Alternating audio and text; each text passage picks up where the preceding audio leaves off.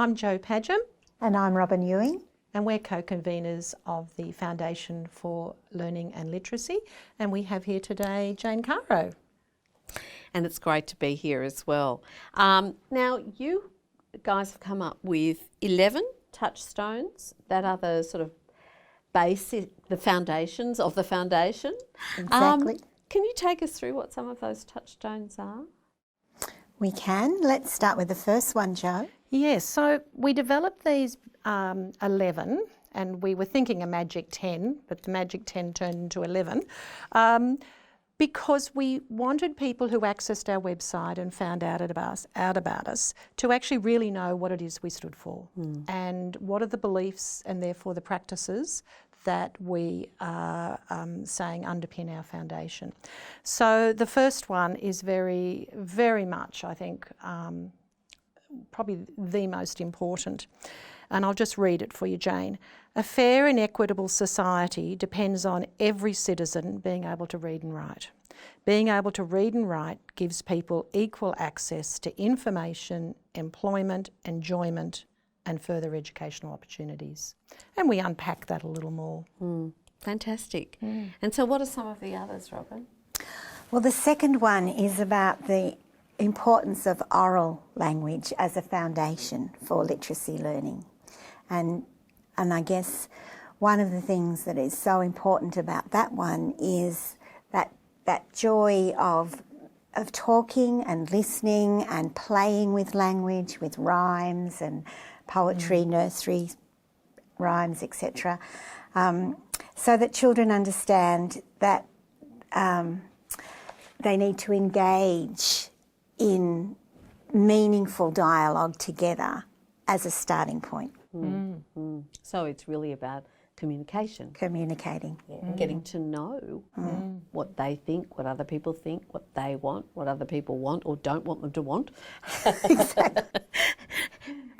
First word most kids come up with is no, because That's right. They're very good at that. Yes, they need to be able to say that. And they're very good at it when they're about 15 again. Yeah. Oh, I think some of us keep that ability all through our lives. And what are some of the others? Well, the third and the fourth one sort of go together beautifully, and they build on that first one about a fair and equitable society. The third one is reading and writing are both pleasure and power. They allow us to participate in the real world, escape from reality, and to imagine alternative worlds. And these purposes should be at the heart of teaching children and young people to tell stories, to read and to write, which is just why we do what we do in schools. And the fourth one is just so important. Creativity and imagination matter in ongoing literacy learning. You could almost stop with creativity and imagination matter in everything. They do, absolutely. It's what it gives you the reason to be when you feel that you can imagine and you can be creative. And creative isn't necessarily making things, it's creative thinking and being and wondering. Well, all children are intrinsically creative when you watch them play. That's right. And use imaginative play. Yes. They're creating worlds That's and right. ideas and characters and stories without anyone right. prompting them to do it. That's exactly right. It's automatic. And some of the others, Robin? Well, number 5 is making sense is the beginning, middle and end of learning to be literate. So literacy is about meaning making in a whole lot of different ways. There's not one thing that you gain when you learn to read, for example. It's not just a single skill that you have forever. There are a whole lot of different ways that we need to make meaning, and even more so in the 21st century. If I think about the way I learned to read and write, you know, in the dinosaur era, and the huge complexity around so many other forms of literacy now that our children have to make sense of. And to navigate. And making sense strikes me as also the basis of critical thinking, because I will often listen to something and think, but that doesn't make sense. That doesn't add up to me. And if that doesn't add up to me, I need to investigate this further. I need to get to a point where it does make some sense, or I decide I reject that particular point of view. And you have to have the confidence to ask the question and to challenge what it is that doesn't seem to make any sense. And I think you're right about the confidence that you are entitled to expect that something makes sense, and you do not have to accept it until it does. Exactly. And that's a life skill, I think. We don't want to be compliant. No, We or want- susceptible to propaganda. That's right. That's right. And the next one, I guess, we formed because of the misinformation that has been out there for the last few decades and having a big time again in the media. All children are different, and their experiences are different, their environments are different, their ways of thinking are different, and therefore there is not one size fits all, one way for teaching and learning of reading and writing. So it's about really knowing each child, knowing their needs, and targeting your teaching there. Well, it always strikes me that that one is very much connected to the first one. It is. Because I've always thought to myself, if a child is dealing with a chaotic, incredibly stressful, difficult environment in their home life, the amount of energy and space they have for learning is much less than that for a child who is coming from a more comfortable, more calm, less stressful environment. And yet we never seem to take this. I mean, I know individual teachers do and individual schools do, but if you're looking at our attitudes to education in a more macro way, the way we look at it as a society, the way sometimes policymakers appear to look at it, we never take that into account. The children have different levels of stress in their lives. Yes, and that affects the way they learn. Certainly can block their learning for some time. And we know, for example, that neuroscience is now discovering the effects that the stress hormone has on the developing brain, and the fact that it can actually do things like lower IQ. Yes. And it also can get in the way if you're malnourished. Yes, of course. And there are so many Well, if you're children... hungry, who wants to be thinking about maths, timetables, or, I'm terribly sorry to say so, the sounds of A, E, I, O, U? Yes, and there are 1 in 6 children living in poverty in Australia, as we know, and there are so many children, Food Bank tells us, who go to school at least one day a week with no breakfast and sometimes no food for the whole day. I remember seeing an incredible, it was from New Zealand, and it was an incredible little film about what the children in a middle-class school had in their lunch, in their bags for lunch, and what the children in a very disadvantaged school had in their bags for lunch. And really, they almost had nothing. All the middle-class kids had something, and most of it reasonably healthy, not fabulous, but not bad. The working-class kids or the disadvantaged kids, they might have a packet of chips if they were lucky. And the other thing that I think of, Jane, is that people can fall into the trap, the well-intentioned idea that these children have missed out on something. So yes, we'll give them the breakfast, we'll give them the lunch. Schools do that well, but then they don't give them the rich curriculum. Yes. They give them the really pared back, basic, simple, and that's not what these children need any more than any other child. They need rich quality literature, rich experiences with language, and yes, they need to make sure they've had the breakfast and the lunch. But what I find is a real equity issue is with children who look like they're falling behind are given something of a much less quality than the children who aren't falling behind. Now that is just widening that equity gap. And we know equity is not about being equal. It's about looking at what that child needs and giving it to them. So that I used to often say to parents and teachers and even children when you're trying to understand, equity and equal. I said, if everybody wore glasses, do they need them? No, the kids would say. Well, it's exactly the same. Not everyone needs, I need to wear glasses. You obviously don't. I do when I'm reading. Okay, but we really need to look at the individual. What is it the individual Yes, that's needs? right. But we need to make sure that we're not giving a dumbed down, pared back, basic to those children who actually need more. They need more of the quality literature, more of the rich language experiences, more of those supports. And schools can do that, and policymakers can support that to happen. Well, I mean, we've seen the results recently of a very pared back curriculum that was offered to Indigenous children and was touted as a great solution, and it's had no positive effect at all and may even have had a detrimental one. And that's the problem with a magic fix, isn't it? It is. There isn't a recipe. Some of those children may not have really had any rich literature in their home. No. And the research tells us that that's a huge indicator. Having quality literature, a range of books in the home, makes a real difference in terms of understanding what literacy is in the first place. Well, also, if you have parents for whom literacy has been a struggle and who indeed may not have confidence in their own literacy, who don't read for pleasure, for example, then that example is not there. It's the kind of, it's not just chaotic, stressful, it's also cultural capital, isn't Yes, it? It's what they bring through the door. Yes, that's right.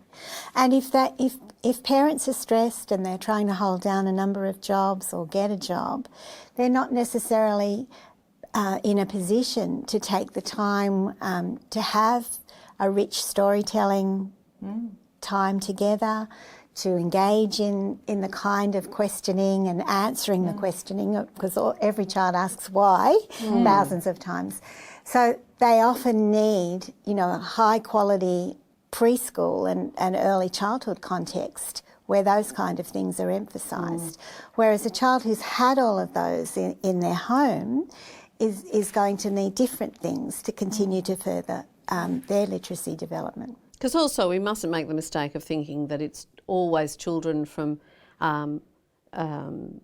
less well-off families that struggle with reading and children from well-off families always breeze through. That's not true either. No, not at all. And some of it is about actually realising that the time for talk and storytelling is really important, and there's some very well advantaged children who don't necessarily have that time from their parents or caregivers either. Exactly, and of course Indigenous communities have a very strong storytelling, and oral culture, dreamtime stories, all that kind of thing, which would give an enormous underpinning, which other kids miss out on as well. Yes. And that needs to be valued. That it's everything that a child brings to school needs to be valued and built upon, and that's something that I think we can all focus a lot more on. What are the different ways of being and thinking and storytelling and community identities that these children are bringing to school, and how can we build on them?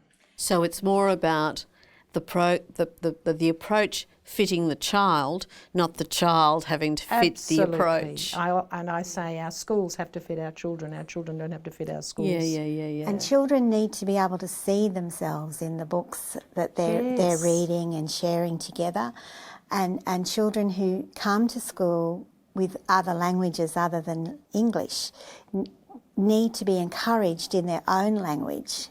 They may not necessarily often have those opportunities in a school situation, and that's really important as well. And their parents need to encourage them around their own cultural identity. And sometimes the selection that we make of literature means that children don't necessarily see themselves in that.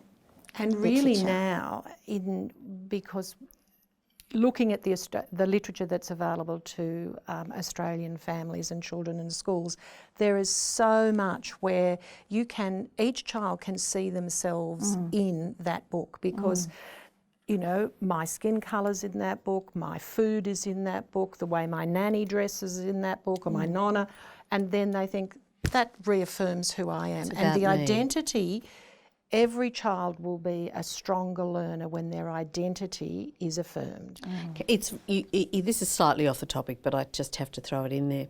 That's why I was so impressed with Gina Davis doing that Media Children's Institute research, where she discovered that almost all children's films focus on a male protagonist and very rarely female.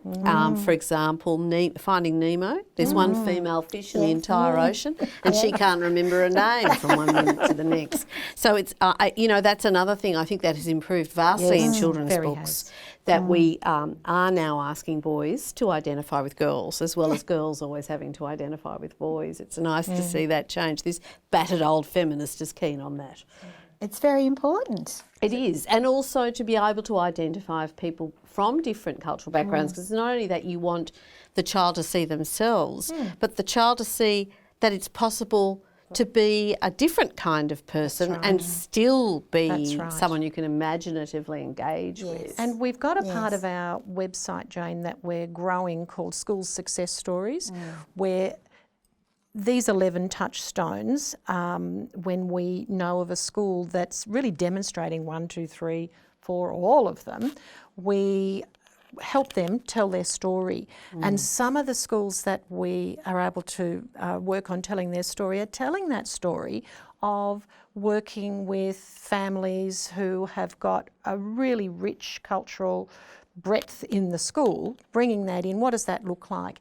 And we've got, the website also has some resources for parents and carers as well as for teachers, so that they can, every parent thinks that books in my home language are important, are worth having. And schools in some communities, as we were saying before, some of those families may not have the time or the money or the way to get books in other languages into their home. Schools can do that, and to have that in there and have, reading aloud time in different languages.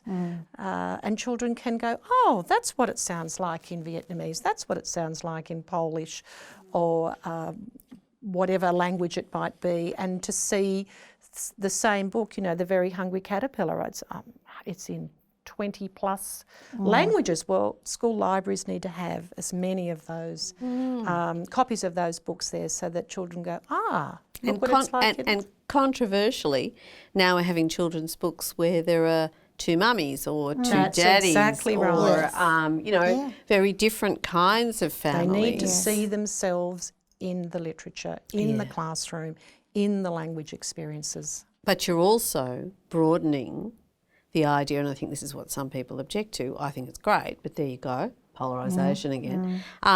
You also need to see that there is a very wide range of normal. It's expanding what normal is, so that it's not that narrow. When I went to school in the early 60s, it was fun with Dick and Jane, and Dick did all the running and Jane did all the following. Not anymore. Not anymore. Not this Jane, anyway. No. I think it's really fantastic. And before we finish up this interview, I do want to ask you about Touchstone 11. I know we haven't got time to go through them all. What's Touchstone 11? Well, it's a really important one. When parents and carers read to and with their children, everyone benefits. So it's not just about children reading to their parents at whatever stage they're at. It's about parents, children, caregivers, older siblings reading together, sharing together, storying together. And that's building up a rich understanding. It's also building up on a rich relationship. And that's so important. I read my early teen daughters, the 3 of us sitting down together in the evenings, Jane Eyre out loud. Wow. I read it out loud because I knew that it was too dense and too descriptive for them at that stage, but I really wanted them to enjoy it as much as I did. And it's some of the nicest memories I've got is reading that book.